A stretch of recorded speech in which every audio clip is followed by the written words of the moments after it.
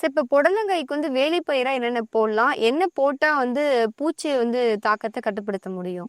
அரை அடி இல்லை ஒரு அடிக்கும் மக்காசோளம், தட்டைப்பயிறு, உளுந்து, கராமணி இதுங்களை போல் செண்டு மல்லிப்பூ செடி வைக்கணும்.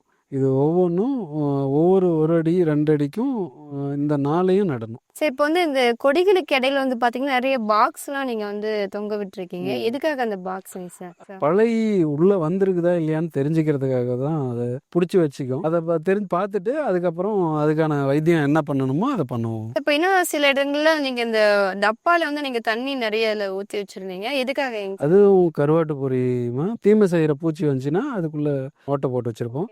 அந்த ஓட்டைக்குள்ளே போய் தண்ணியில் விழுந்துச்சுன்னா திரும்ப வெளியே வராது. அதில் என்ன வந்திருக்குது வரலன்னு நம்மளும் தெரிஞ்சுக்கிறதுக்காக தான். Doctor M Narayanan group of YouTube channel வழங்கும் டாக்டர் விவசாயம் யூடியூப் சேனல் நேயர்களுக்கு மனமார்ந்த வணக்கங்கள்.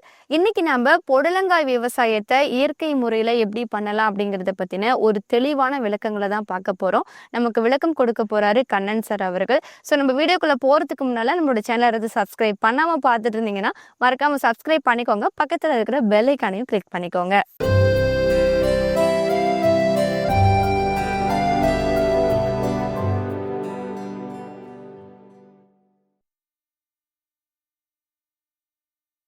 சார் வணக்கம் சார். வணக்கம்.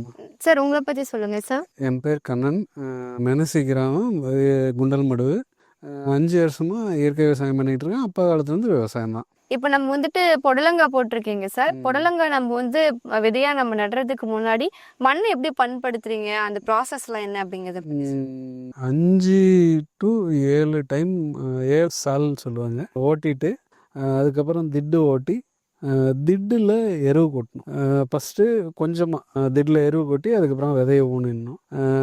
செடி இந்த அளவுக்கு ஹைட் வந்த பின்னாடி மண் அணைக்கிறதுக்கு முன்னாடி ஒரு செடிக்கு 5 கிலோ எருவு வைக்கணும். கொடி வெரைட்டியை பொறுத்த வரைக்கும் ஒரு செடிக்கு 5 கிலோ எருவு வச்சா மட்டும்தான் அது பலன் தரும். சார், இப்போ விதை வந்து நம்ம நடவு செய்யும் போது எந்த டைம்ல நம்ம நடவு செய்யறது கரெக்டா இருக்குங்க சார்?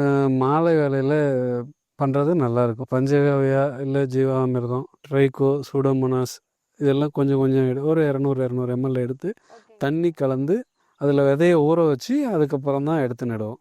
இப்போ நம்ம நடவு செய்யும் போது என்ன இடைவெளியில நீங்க விதையை நடவு?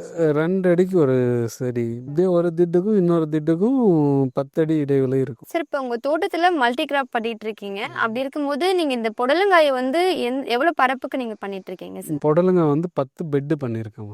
ஏன் அதிகமாக பண்ணுறதில்ல, கொஞ்சம் கொஞ்சமாக பண்ணியிருக்கிறேன்னா நம்மளுக்கு விற்பனைக்கு தேவை எவ்வளோ தேவையோ அதுக்கும் கொஞ்சம் கூட. ஏன்னா நிறைய பண்ணிட்டு வைக்க முடியாத போயிடுச்சுனாலும் நம்மளுக்கு நஷ்டம்தான். சார், இப்போ வந்து நம்ம நடவு செஞ்சதுக்கு அப்புறமாங்க சார் எவ்வளவு தண்ணி கொடுக்குறீங்க? அளவு எப்படி தண்ணி கொடுக்குறீங்க சார்? எத்தனை நாட்களுக்கு ஒரு முறை கொடுக்குறீங்க? வெயில் காலத்தில் டெய்லியுமே ஈவினிங்கில் 1/2 மணி நேரம் கொடுப்பேன். ஈவினிங் கொடுக்கணும், இல்லைன்னா காலையில் 7 மணிக்கு முன்னாடி வெயில் வர்றதுக்கு முன்னாடி கொடுத்துடணும். குளிர் காலத்தில் இப்போ ஒரு நாள் விட்டு ஒரு நாள் அதே 1/2 மணி நேரம் கொடுக்குறேன். நீங்கள் செடி உள்ளே நுழைஞ்சு பார்க்கும்போது தேவை இருக்குது இல்லைன்றது உங்களுக்கே தெரிஞ்சிடும். நீங்கள் டெய்லியும் உள்ளே போகணும். இயற்கை விவசாயம் பண்ணுறதுன்னா டெய்லியும் உள்ளே போகணும், செடியை பார்க்கணும், செடிக்கிட்ட பேசுங்க, பழகுங்க. சார், இந்த புடலங்காய் கொடி இருக்கு இல்லைங்க சார், இது எத்தனை நாளைக்கு கொடிங்க சார்? எத்தனை நாள்ல இருந்து நமக்கு காய் கொடுக்க ஆரம்பிக்கும்? இது 60 நாள் கொடியுமா, 40வது நாள்லேருந்து நம்மளுக்கு பலன் வந்துருச்சு. சார், இப்போ புடலங்காய்க்கு வந்து வேலிப்பயிரா என்னென்ன போடலாம்? என்ன போட்டா வந்து பூச்சி வந்து தாக்கத்தை கட்டுப்படுத்த முடியும்? அரை அடி இல்லை ஒரு அடிக்கும் மக்காசோளம், தட்டைப்பயிறு, உளுந்து, கராமணி இதுங்களை போல் செண்டு மல்லிப்பூ செடி வைக்கணும்.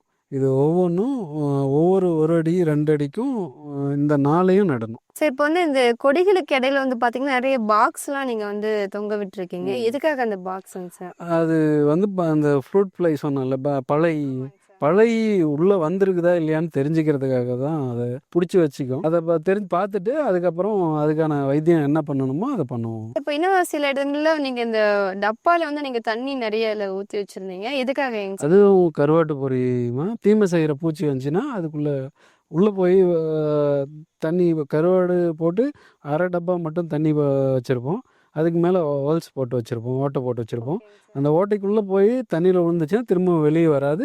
அதில் என்ன வந்திருக்குது வரலன்னு நம்மளுக்கு தெரிஞ்சுக்கிறதுக்காக தான். எத்தனாவது நாள்ல வந்து நீங்க களை எடுக்கிறீங்க, இல்ல காய் அறுக்கிற வரைக்கும் எத்தனாவது நாள் வரைக்கும் நீங்க களை மேலாண்மை கடைபிடிக்கிறீங்க சார்? இது வந்து செடி நட்டதுலேருந்து 10வது நாள் ஒரே ஒரு கொத்து போட்டுச்சுமா, அதுக்கப்புறம் 20வது நாள் இந்த கொடி எடுத்து இந்த அளவுக்கு வந்த பின்னாடி எரு இன்னும் கொஞ்சம் வச்சு இது மண் அணைச்சி விட்ருக்குது. இது ஒரு கொத்து தான் போட்டிருக்குது. மேலே நிழல் கட்டிடுச்சுன்னா கீழே களை முளைக்கிறது குறைஞ்சிரும். முழுசாக கன்றுறது ஆகாது, குறைஞ்சிரும். சார், இயற்கை இடுபொருட்களை வந்து நீங்களே தயாரிக்கிறீங்களா இல்லை வெளியும் வாங்குறீங்களாங்க சார்? முடிஞ்ச வரைக்கும் நாங்களே ரெடி பண்ணிக்கிறோம். கொஞ்சம் நம்மக்கிட்ட இல்லாத நம்மளை சுற்றி என்ன இருக்குதோ, தற்சார்பு பொருளாதாரம், தற்சார்பு விவசாயம்னா அதுதான். நம்மளை சுற்றி என்ன இருக்குது, நம்மளால் என்ன பண்ண முடியும், இதை மட்டும் தான். நம்ம வெளியிலேருந்து எதையும் வாங்குறதில்ல. சார், இவ்வளோ நேரம் புடலங்காய் விவசாயத்தை வந்து இயற்கை முறையில் எப்படிலாம் பண்ணலாம் அப்படிங்கிறத பற்றின ஒரு தெளிவான விளக்கங்கள் எங்களுக்கு கொடுத்துருந்தீங்க. எங்களுக்கு ரொம்ப பிரயோஜனமாக இருந்ததுங்க சார்.